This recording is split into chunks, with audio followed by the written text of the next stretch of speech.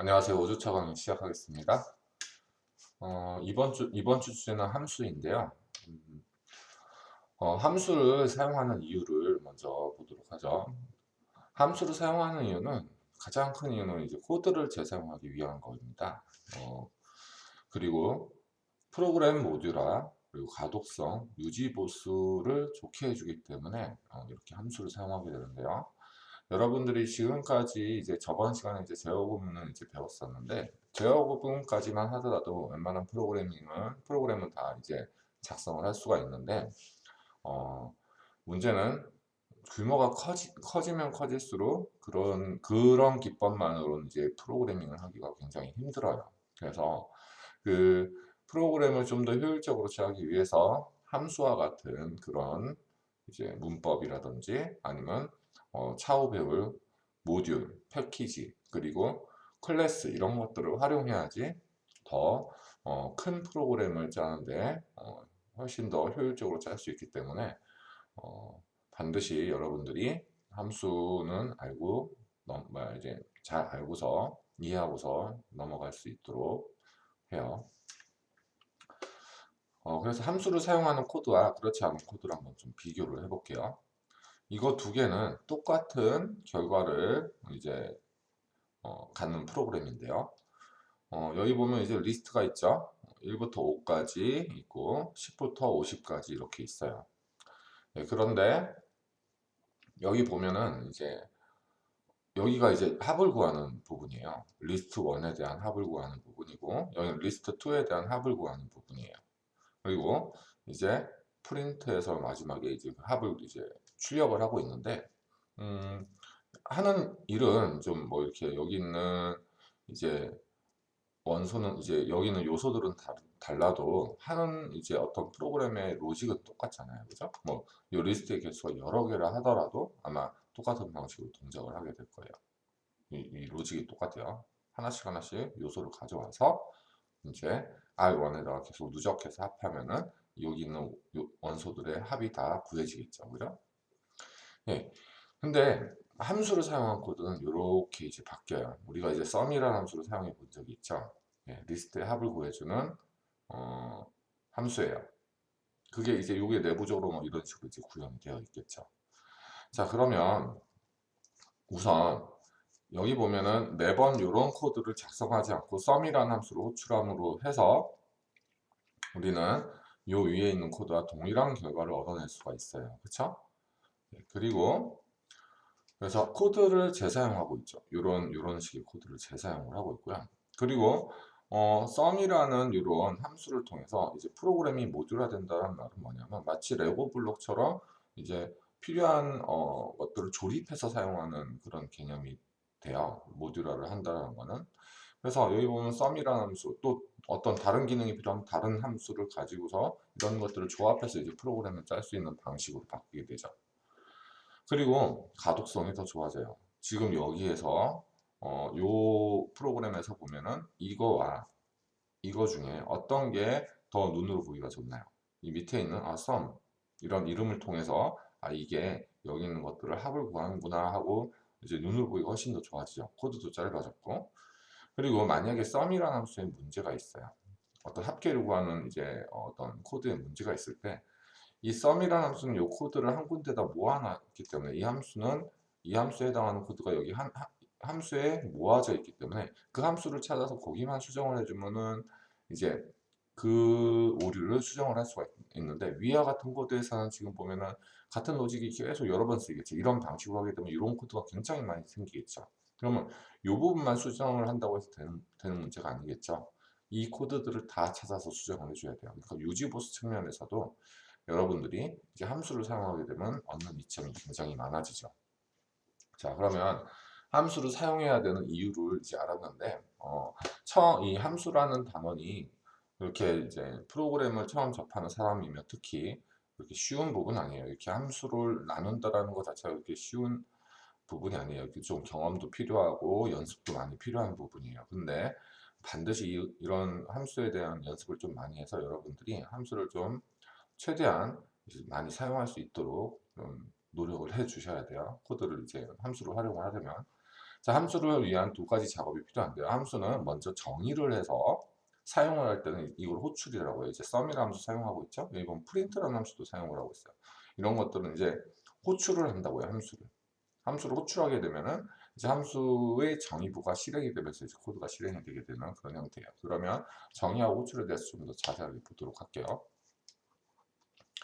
자, 뭐 처음이니까 함수는 크게 복잡하지 않게 작성을 했어요. 이렇게 뭔가 함수를 정의하는 부분이 여기 있고요. 그 다음에 함수를 호출하는 부분이 이렇게 있어요. 지금 이 부분이 이제 함수를 호출하는 부분인데 좀 설명을 해볼게요. 먼저 용어를.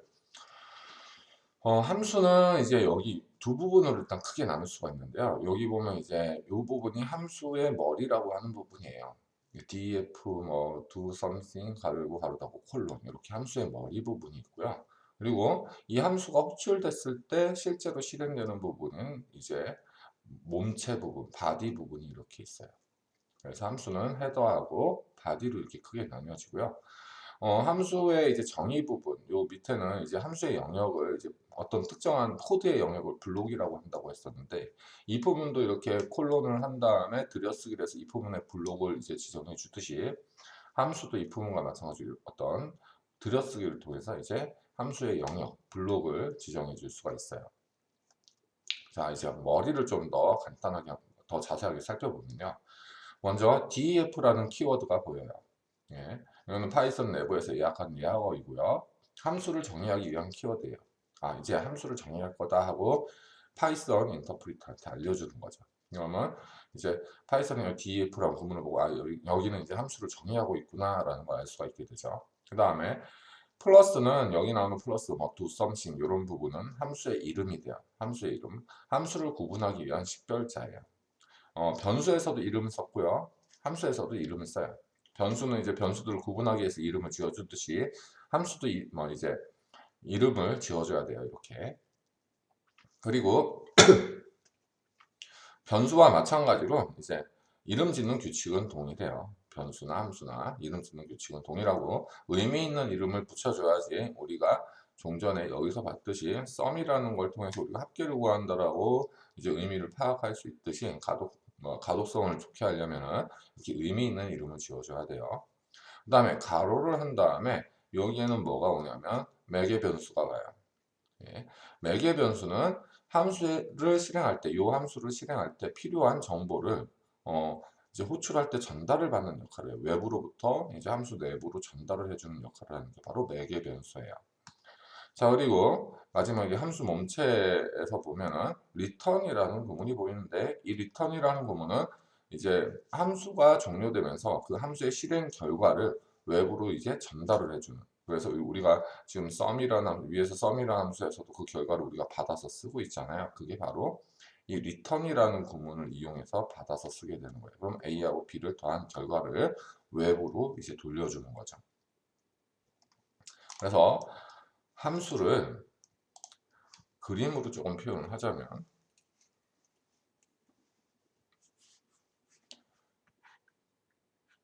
이렇게 함수가 이렇게 있으면은 이게 이제 어떤 함수가 있어요. 함수가 있으면 여기로 어떤 재료들을 넣어주면요, 이 물건들을 가공을 해가지고 특정한 결과를 내는 게 함수라고 볼 수 있어요. 마치 자동차 공장이 이렇게 있으면은 자동차 공장이 있으면 자동차 공장에 필요한 재료들을 여기가 밀어넣죠. 이런 것들이 이제 매개 변수라고 보면 되고요. 뭐 엔진도 있을 거고 뭐 바퀴도 있을 거고 여러 가지로 이제 제일 필요한 재료들을 공장으로 이제 넣어주겠죠. 이 공장이 이제 함수와 같겠죠. 이건 재료, 공장에서 필요한 재료가 되겠죠. 그러면 그 결과로 뭐가 나오냐면은 이제 자동차 제품이 나오겠죠. 이 제품을 이제 만들어서 보낼 때 쓰는 구문이 바로 return이라는 구문을 이용해서 외부로 이제 결과를 보내주는 거가 되는 거예요. 네. 자, 그럼 이제 이렇게 함수를 정의를 했으면은 이제 마치 변수 선언을 할 때 이제 A는 우리가 어떤 뭐 값을 넣으면서 변수를 선언을 했죠. 뭐 이런 식으로 이제 값을 넣으면서 그런 것처럼 이제 이것도 함수를 만든 거예요. 네. 자, 함수의 몸체는 함수를 호출할 때만 실행되지 이렇게 정의할 때 실행이 되지 않아요. 예. 그래서 이제 함수를 이제 여기서 호출하고 있죠. 함수를 호출했으면은 이제 do something 그냥 이름에다가 가로를 열고 필요한 재료 함수에는 필요한 재료가 들어올 수 있다고 했죠. 근데 요거 같은 경우는 필요한 재료가 딱히 없는 거예요. 그냥 막 뭔가 그냥 하는 거죠. 그래서 그냥 do something 함수를 호출을 했어요. 그럼 여기 이제 이때 호출을 하면서 코드가 일로 가게 돼서 무언가를 하고서 이제 끝나게 되고요. 그 다음에 플러스라는 함수가 호출이 되죠. 그럼 플러스라는 함수에 뭐하고 뭐를 주죠? 10하고 20을 재료로 주죠. 그러면 A에 10이라는 것을 전달하고 B에다가 20이라는 걸 전달해서 여기서 A하고 B를 더한 결과, 즉 10하고 20을 더한 결과를 밖으로 이제 전달을 하고 그 전달한 결과를 S에다 대입을 하고 있죠. 그리고 프린트. 자, 즉 함수를 호출할 때는 그냥 이름에다가 가로 열고 필요한 재료를 넣어준 다음에 닫으면 이제 함수를 호출하는 부분이 돼요. 네. 자, 함수를 호출할 때 그럼 넣어주는 재료, 실제 재료를 뭐냐? 이거는 이제 이런 재료가 필요하다라고 알려주는 정보라고 하면은 실제 재료를 넣어주는 거는 뭐라고 하냐면 인수, 아규먼트라고 해요. 함수 호출 시 함수의 매개 변수로 필요한 값을 전달을 해주는 역할을 하게 되겠죠. 즉 함수의 외부에서 함수 내부로 정보를 전달하고 있는 게 바로 이 인수를 이용해서 이제 전달을 하게 되는 거죠. 용어 확실하게 구분을 해주길 바래요. 함수 정의에서 이러이러한 형식이 필요하다라고 알려주는 거는 매개 변수. 그 다음에 실제 필요한 재료를 넣어주는 이 부분, 호출할 때 넣어주는 부분은 인수. 요 이제 용어를 좀 기억해 두길 바라고요.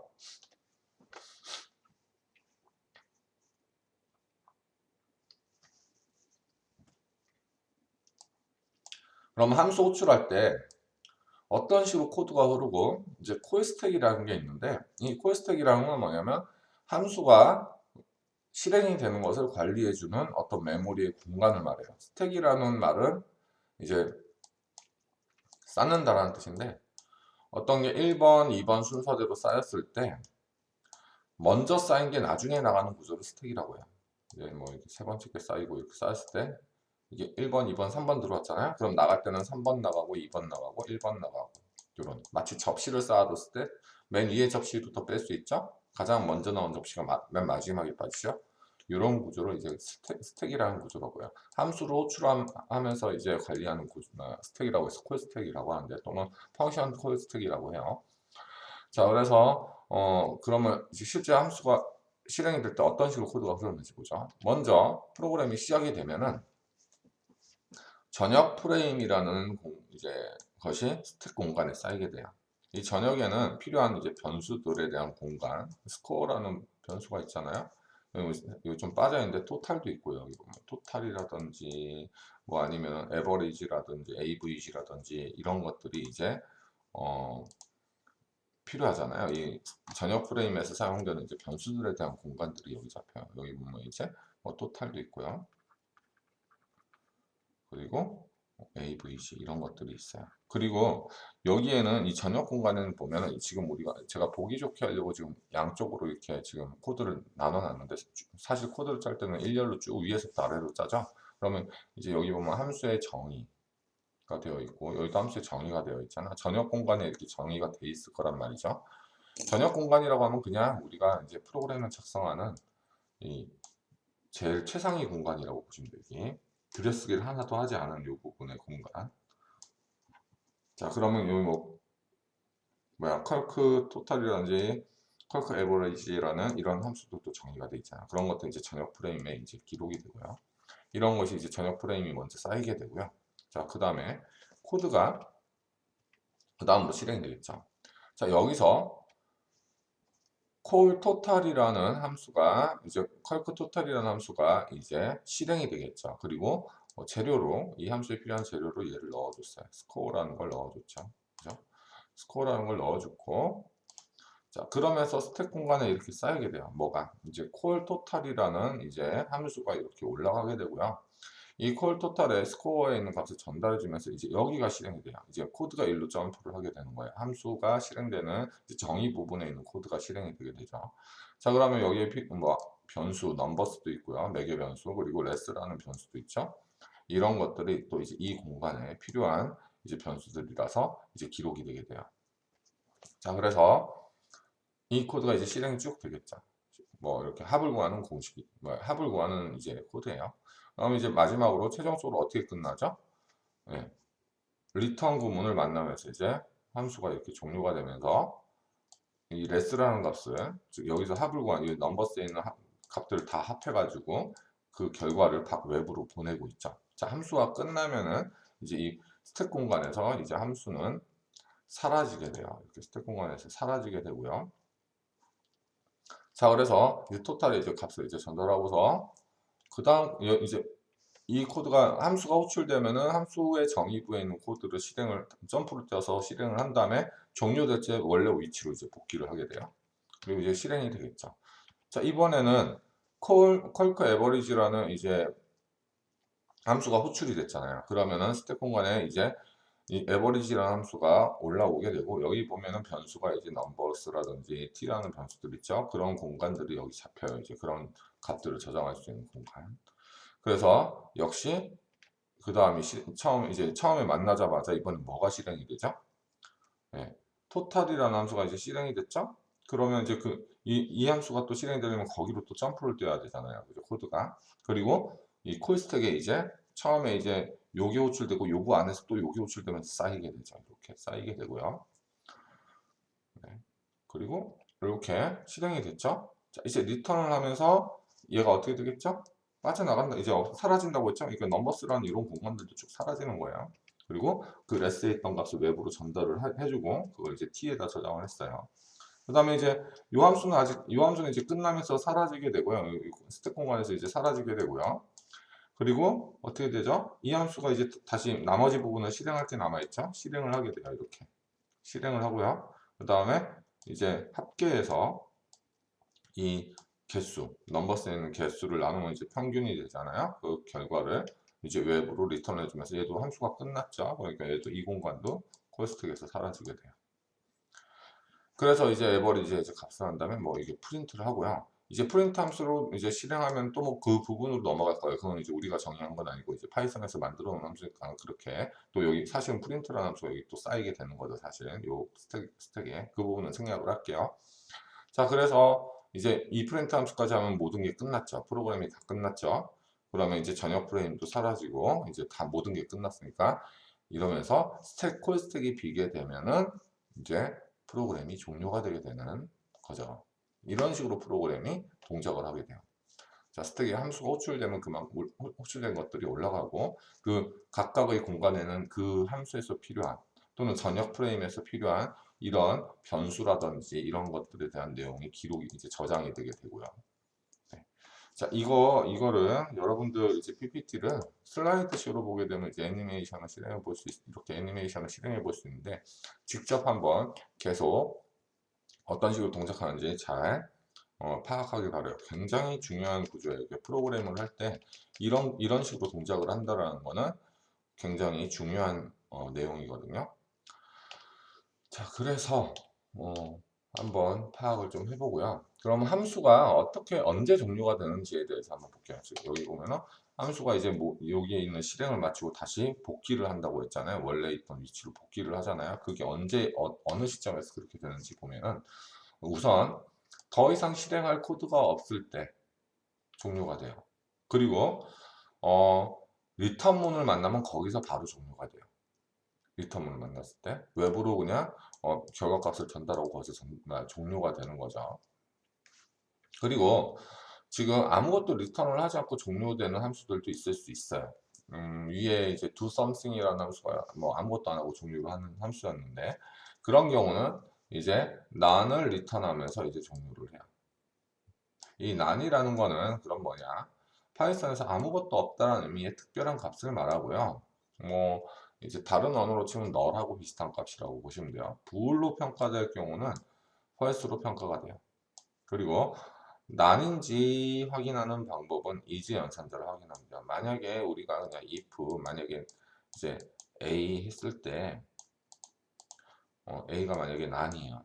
어떤 none이라는 값을 가지고 있어요.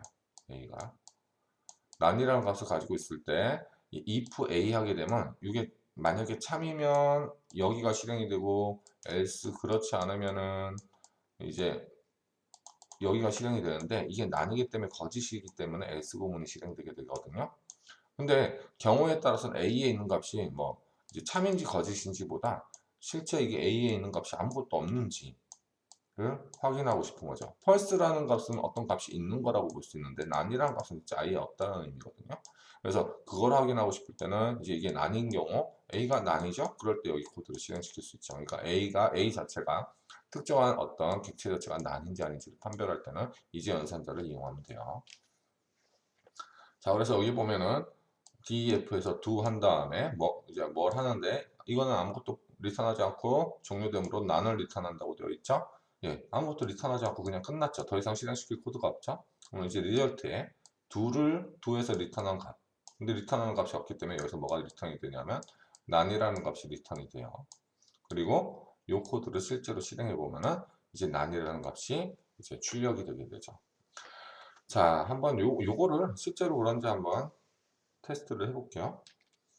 자, 여러분들, 제가 이 블로그로, 파이참을 설치하는 방법을 올려놨어요. 그래서 파이참을 앞으로는 사용할 거고, 요거에 대한 자세한, 뭐, 설치를 하고, 이제 프로젝트를 만드는 자세한 것은 이제 그 블로그를 한번 살펴보길 바래요. 블로그로 올린 강의 노트를. 자, 프로젝트를 만들게요. 챕터 4번에 있는 프로젝트를 이제 이그잼플 챕터 4 이그잼플에서 이렇게 프로젝트를 만들도록 하죠. 자, 이 부분은 그냥 일단 기본 세팅으로 하고 넘어가도록 할게요. 자, 생성을 하면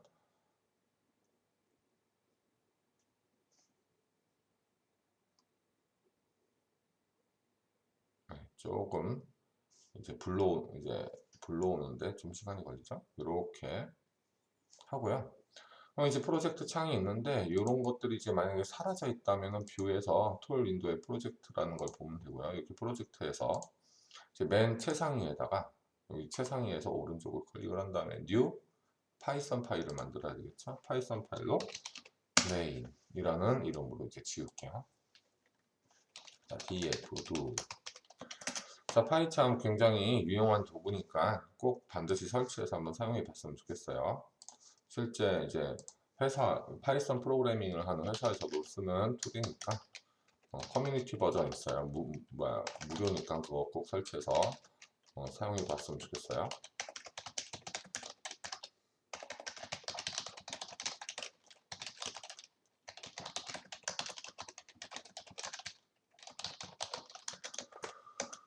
자, 그 다음에 함수를 정의하고 이 함수를 호출해야지 실행이 되겠죠? 호출해서 이제 받아요. 그리고 프린트 리절트에 있는 값을 출력을 이제 해볼게요. 자, 실행을 할게요. 자, 요 메뉴에서 실행을 하면 되고 다음부터 이제 단축키로 실행을 할 겁니다. 자, 아무것도 리턴하지 않고 정리해서 란을 리턴합니다. 이제 do를 호출하니까 여기가 실행이 된 거죠. 그래서 여기서 이것이 나오고요. 그 다음에 종료가 됐죠. 아무것도 리턴하지 않고 종료를 하면 난을 리턴하거든요. 그래서 do에서 난을 리턴 받았어요. 리절트가. 그리고 그걸 출력해 보니까 난이라는 값이 이제 출력되고 있죠. 이런 식으로 이제 난이 리턴이 된다. 아무것도 리턴하지 않는 함수는. 자, 그 다음에 파이썬 이제 함수에서 이제 함수를 호출할 때 인수를 전달을 한다고 했죠. 이제 매개 변수로. 그러면 인수를 전달하는 방법을 한번 좀 볼게요. 파이썬에서는 매개 변수로 인수를 전달하는 방식이 이렇게 위치 인수하고 키워드 인수 방식으로 이제 전달을 할 수가 있어요. 그래서 함수 호출 시 매개 변수의 순서대로 인자를 전달하는 방식이 이제 위치 전달 방식이에요. 이거는 기본적으로 그냥 우리가 직관적으로 알 수 있는 거예요. 그냥 10하고 20이라는 인수를 전달하고 있죠. 어디 A, B, 이 파라메타에 이제 매개 변수에 전달을 하고 있는데 그냥 순서대로 전달한다는 얘기예요. 10이 먼저 나왔으니까 제일 먼저 있는 A에다 전달하고 2가 그 다음에 나오니까 두 번째 있는 B에다 전달을 하고 차례차례 순서대로 전달하는 게 이제 위치 방식으로 이제 전달을 하는 거죠.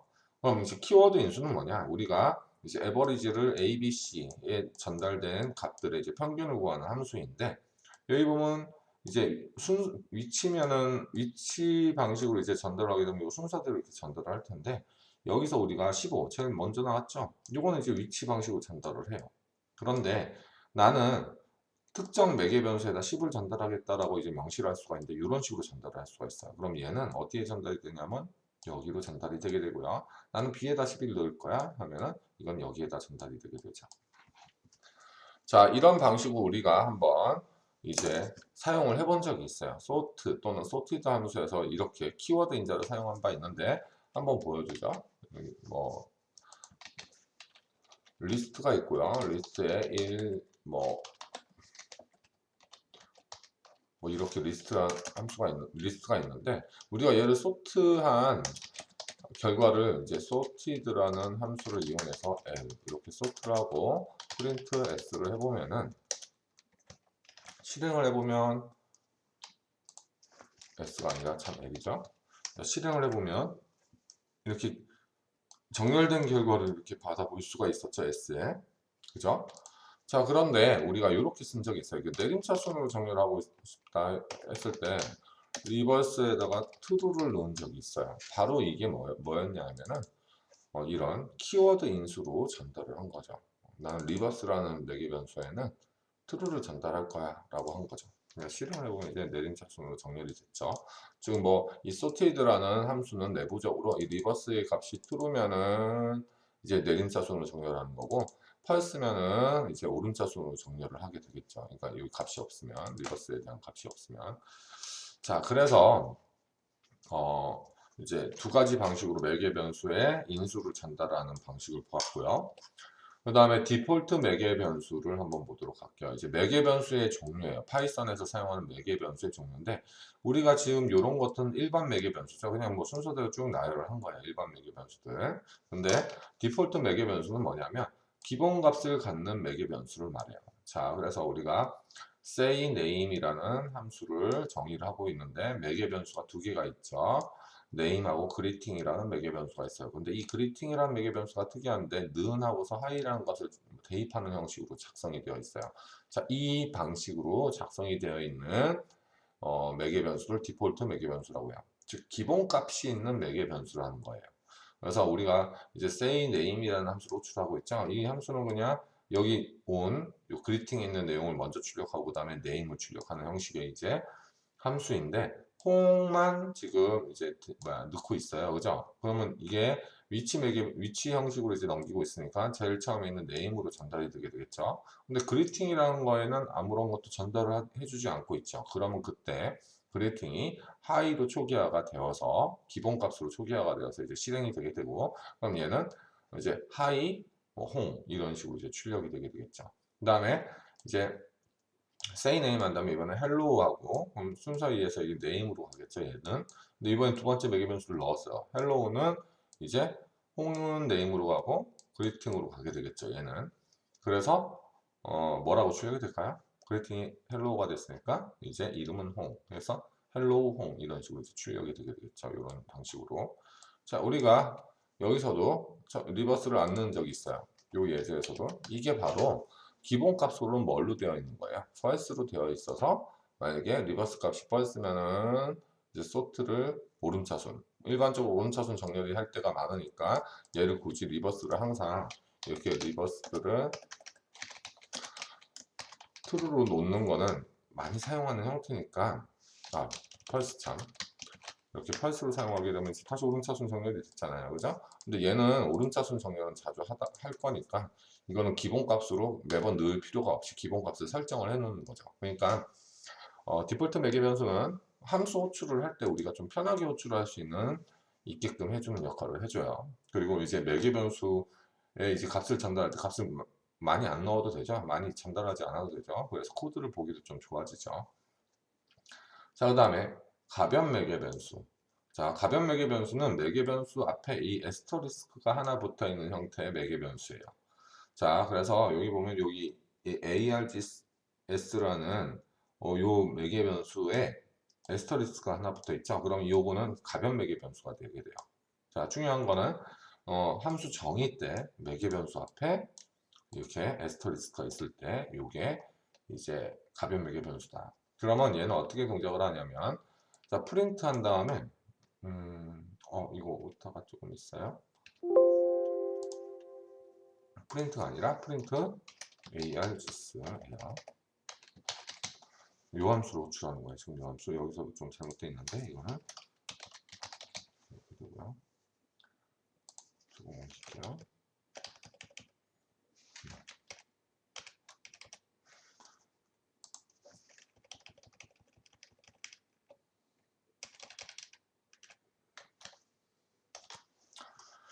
자, 그래서 함수를 호출하고 있어요, 지금.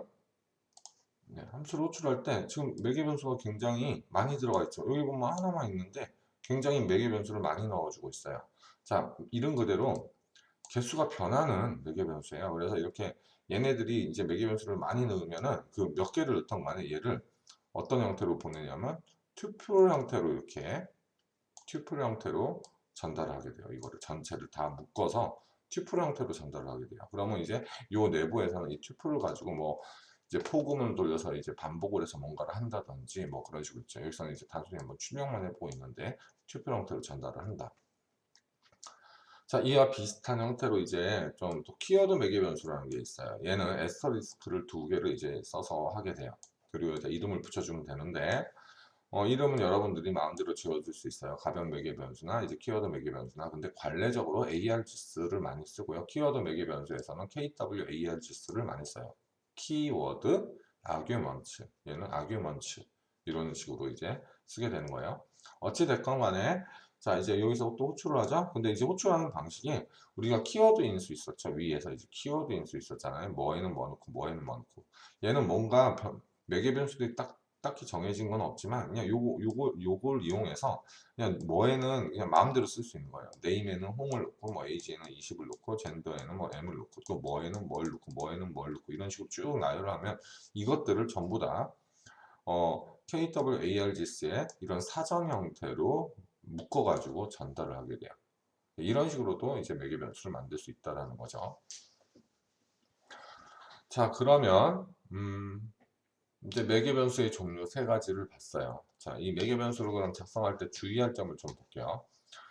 매개 변수를 사용할 때 주의할 점은 일단은 순서가 굉장히 중요한데 일반 매개 변수, 디폴트 매개 변수, 가변 매개 변수, 키워드 매개 변수 순서로 이제 나열을 해줘야 돼요. 이 순서가 뭐 이런 것들이 이제 중간중간 없을 수는 있어요. 그러니까 나는 디폴트 매개 변수만 있을 수도 있고 일반 매개 변수만 있을 수도 있고 아니면 뭐 얘는 있고 얘는 있는데 뭐 얘네 둘은 없을 수도 있어요. 뭐 생략은 될 수 있는데 이 중에 전부 다 나타나지 않을 수 있는데 만약에 동시에 나타날 경우는 얘가 나타나고 그 다음에 얘가 나타나야 된다는 거죠. 그 다음에 얘네 세 개가 나타났으면 요 순서대로 나타나줘야 돼요. 그 순서를 지켜서 작성을 해줘야 된다는 거. 그래서 순서를 지켜야 된다는 거고요. 그 다음에 가변 매개 변수 및 이제 키워드 매개 변수는 만약에 얘네 둘을 사용을 할 때는 얘네 둘을 같이 섞어서는 사용할 수 있는데 얘가 두 번 나타나거나 얘가 두 번 나타나면 안 돼요. 얘네들은 쓰려고 하면은 한 번씩밖에 쓸 수가 없어요. 뭐 근데 조금 생각해보면 당연해요. 여기 예를 들어 예제로 한번 보면은 어떤 함수가 있어요. f가 있는데 여기 args1이 있고요. args2가 있어요. 이렇게 있다고 가정을 해보면은 뭔가를 하겠죠. 아까 또 패스가 나왔는데 패스는 그냥 일단은 빈 몸체를 만든 거예요. 아무것도 안 하는 몸체를 함수에다 만들고 싶을 때 쓰는 거예요. 자, 그래서 f로 호출하는데 1, 2, 3, 4, 5, 6, 뭐 이렇게 호출했어요. 자, 여러분은 어떻게 할까요? 여기에다가 전부 다 몰아줄까요? 아니면 여기는 안 주고 여기다가 전부 다 몰아줄까요? 얘네들을? 아니면 반반씩 나눠서 몰아줄까요? 굉장히 애매해지죠? 컴퓨터는 명확하지 않으면 안 돼요. 그래서 이거는 모호해져요. 여기에다 뭘 넣어야 될지 모호해지고요. 그런 이유로 키워드 매개 변수도 하나만 넣어야 되죠. 여기 하나에다 넣어줘야 되는 거죠. 여기 전부 다 하나 모아서 여기다 넣어줘야 된다는 거예요. 그래야지 명확하죠. 한번 좀 그럼 잘못 사용된 예를 한번 볼까요? 얘는 왜 잘못됐냐? 디폴트 매개 변수가 먼저 나왔죠. 일반 매개 변수보다. 자, 그 다음 요거 같은 경우는 뭐가 가변 매개 변수 두 개를 쓰고 있죠. 하나만 써야 되는데 그 다음에 요거는 키워드 매개 변수가 가변 매개 변수보다 앞에 나왔어요. 그죠? 잘못됐죠? 그 다음에 얘는 키워드 매개 변수가 두 개가 쓰였죠. 잘못됐죠? 자, 그래서 이렇게 순서 주의해야 되고 이렇게 가변 매개 변수하고 키워드 매개 변수 같은 경우는 한 번씩만 사용해야 된다는 거 주의를 하면 될 것 같아요. 자, 그래서 매개 변수가 있는 함수를 호출을 한번 하는 걸 보도록 할게요. 자, 여기서 또 다른 이제 내용이 조금 나와요. 설명할게. df calc total 이라는 함수 이렇게 되어 있고요. 이거는 아까 작성했던 함수하고 비슷해요. 그냥 합계 구하는 함수예요. 우리 sum하고 비슷한 기능을 하는 함수를 만들고 있어요. v 플러스는 v. 그 다음에 자, 이렇게 함수를 구현했고, 자, 여기서 보자. R1 1, 2, 3, 4 이렇게 하고 넣어주고요. 그 다음에 어떤 리스트가 있는데 이번에는 10, 20, 30, 40 이렇게 했어요. 얘를 이제 합계를 구하려고 하는데 자, 여기서 보죠. 그냥 이렇게 넣게 되면 어떻게 문제가 발생을 해요. 이거는.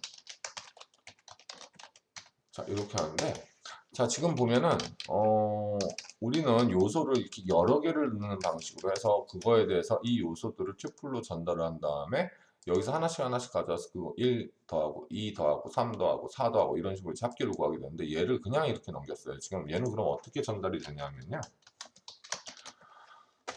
튜플로 전달이 된다고 했죠. 여기 있는 이제 여러 개의 요소가 이렇게 여기 있는 요 매개 변수로 전달된 여러 개의 요소가 근데 얘는 이거를 하나의 요소로 보는 거죠. 이렇게 되게 돼요.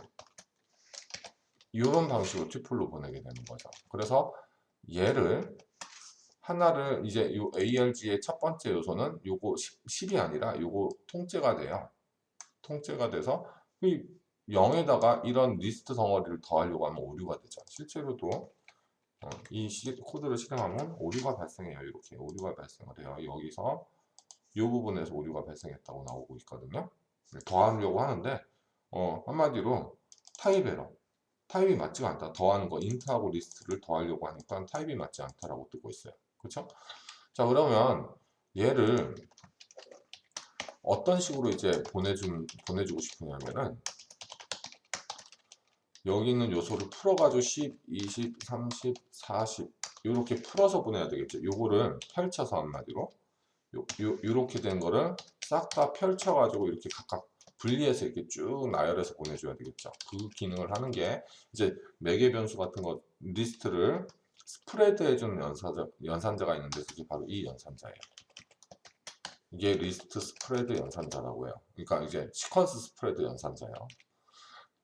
그래서 이렇게 하게 보내게 되면 여기 있는 리스트들을 하나의 덩어리로 보는 게 아니라 다 이런 방식으로 다 풀어서 보내주게 되거든요. 실행을 해보면은 이제 잘 나오고 있어요. 이렇게. 요거는 1에서부터 4까지 더한 결과 10. 그 다음에 R2는 여기 R2는 10에서부터 40까지 더한 결과 100 이렇게 잘 나오고 있죠. 네, 리스트 스프레드 기능을 이용하면은 조금 스프레드 기능을 조금만 설명을 할게요. 예를 들면 리스트 1이 있고요. 리스트 2가 있어요. 얘는 10, 20, 30. 그럼 리스트 3을 얘네들을 합쳐서 만들고 싶어요. 그러면은 여기 리스트에다가 이 L1을 풀어버리고요. L2를 풀어버리면 프린트 풀어서 이렇게 하게 되면 실행해 보면요. 이렇게 두 개가 이렇게 서로 합쳐지는 걸 볼 수 있죠. 얘하고 차이점을 볼까요? 안 풀면 어떻게 되죠? 이거 전체가 하나의 요소가 되고 이거 전체가 하나의 요소가 되죠. 실행해 보면 이거는 봐요. 지금 요거 전체 첫 번째 요소는 이 리스트가 되고 두 번째 요소가 이게 리스트가 돼서 들어가게 되는데 요거를 풀어서 넣게 되면은 그리고 여기다가 뭐 예를 들면 3, 20, 100, 200, 300 이렇게 넣어서 보내게 되면은 이런 식으로 이제 리스트를 또 조작을 할 수가 있어요. 이게 리스트에다가 이렇게 별표를 붙여주면 이건 스프레드 연산자라고 해요. 풀어준다고 해서 펼쳐준다고 해서 자, 이 매개 변수에 쓰는 얘하고 얘는 다른 거예요. 매개 변수 함수 정의할 때 매개 변수에서 썼던 건 가변인수 매개 변수를 뜻하는 거고요. 이렇게 이제 그 함수 정의에서 말고 이렇게 그냥 쓰는 부분은 리스트 스프레드 연산자라고 해요. 어떤 스프레드 연산자라고요. 리스트만 할 수 있는 거 아니에요. 튜플도 할 수 있어요. 이렇게 튜플도 되니까 실행을 해보면 동일해요. 결과 이런 시퀀스 타입들을 이렇게 스프레드 해주는 연산자예요. 자, 그 다음에 키워드 매개 변수가 있는 함수도 보도록 하죠. 이거는 이제 여기 보면 키워드 매개 변수가 보이죠.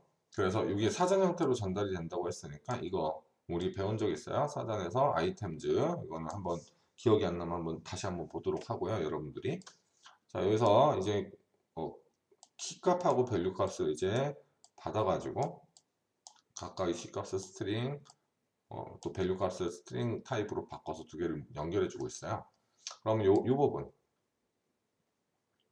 부분은 이제 이름에는 홍길동 넣었고 age에는 20을 넣었고 젠더에는 남을 넣었으니까 그게 사전 형태로 전달이 되게 될 거고요. 거의는 키값하고 쭉 출력을 하니까 네임은 홍길동, 나이는 20, 그럼 젠더는 남 이런 식으로 출력이 되게 되겠죠. 자, 이번에는 사전을 어떤 특정한 사전이 있는데 그거를 넘기고 싶어요. 요 키워드 아규먼트에 넘기고 싶을 때는 이번에는 딕셔너리 스프레드 연산자예요. 이거는 이제 별을 에스터리스크를 두 개 붙이면 딕셔너리 스프레드 연산자거든요. 이것도 이런 방식으로 이제 풀어서 전달을 하게 돼요. 네.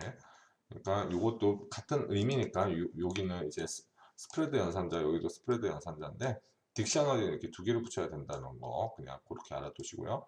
그럼 뭐 설명을 하나 더 하면 D1에 예를 들면 네임은 홍이 있고요.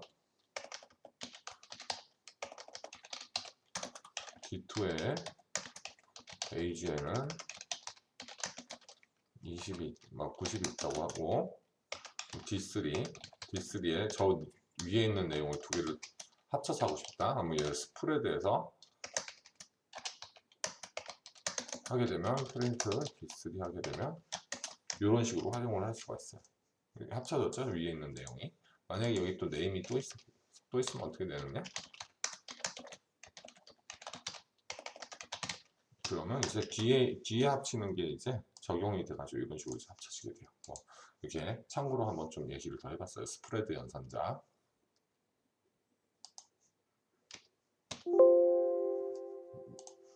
이 부분 조금 잘못돼서 요거 원래 문자열로 넣어줘야 되죠. 키값은 요거만 수정을 할게요.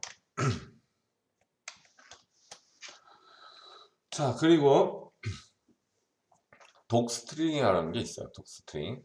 함수 몸체 시작 부분에 문자열을 포함시켜 함수에 대한 문서를 작성할 수 있는데 이를 독스트링이라고 해요. 한마디로 함수에 사용 설명서 같은 거를 넣어주는 거라고 보시면 돼요. 요거는. 그래서 여기 우리가 함수를 정의를 하잖아요. 이렇게 함수 정의를 할 때 def라는 키워드를 이용해서 이렇게 쭉 함수 헤더를 작성해주고 콜론 다음에 이제 함수 몸체를 작성을 해주는데 그 함수 몸체의 제일 위에 헤더 바로 밑에 그러니까 헤더 바로 밑에 위치에 이렇게 따옴표 3개가 있으면 따옴표 3개가 있을 때까지가 하나의 문자열이라고 했죠. 이제 여러 줄을 쓸 때 쓰는 문자열이었죠. 아무튼 뭐 그냥 문자열도 되고요. 아무튼 이런 멀티라인 문자열이든 상관없이 문자열이 여기 오면은 그건 이 함수에 대한 설명이 되게 돼요. 요거 한번 그냥 예제 한번 보면 금방 이해가 되니까 독스트링은 어려운 게 아니라 프린트 프로파일이라는 어떤 이제 있고요.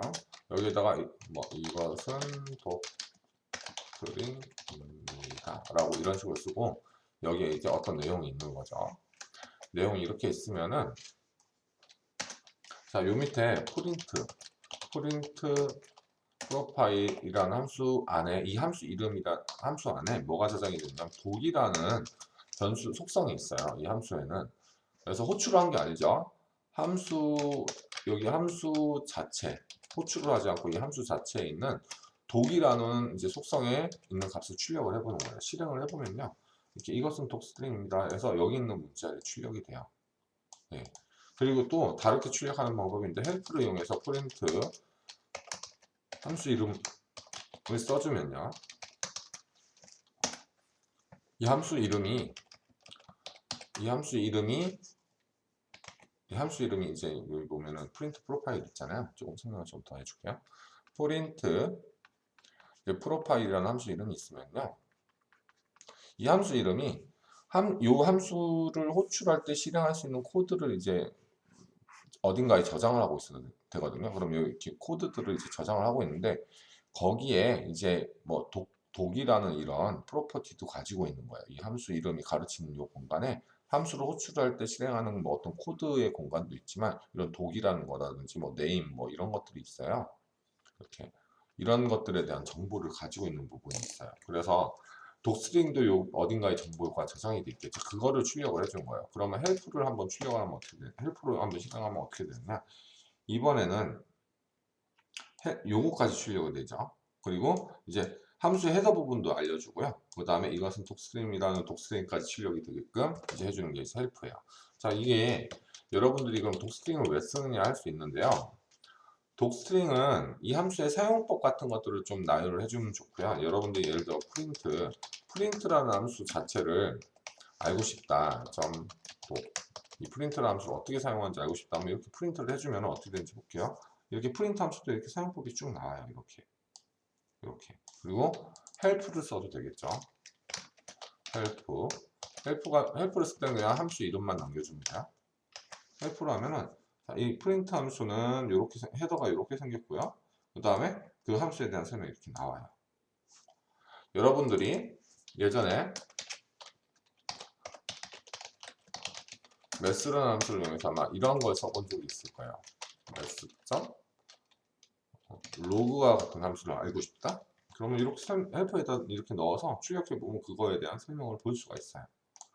자, 그러면 뭐 이제 코드를 짜다가 내가 이 함수 어떻게 쓰는 건지 궁금하면은 이렇게 헬퍼에다가 넣어보면 이제 그 도움말을 얻을 수가 있는 거죠. 독스트링은 그런 식으로 활용하는 거고 아마 여러분들은 이제 독스트링이 뭔지만 설명을 하고요. 실제 예제를 할 때 독스트링을 작성하지는 않을 거예요, 거의. 근데 여러분들이 제대로 뭔가 좀 아, 코드를 제대로 짜보고 싶다면 이런 독스트링도 제공을 해주는 게 사실은 진짜 좋아요. 네, 우선은 첫 번째 이제 시간은 이렇게 하고 다음 동영상에서 나머지를 또 진행을 해보도록 하겠습니다.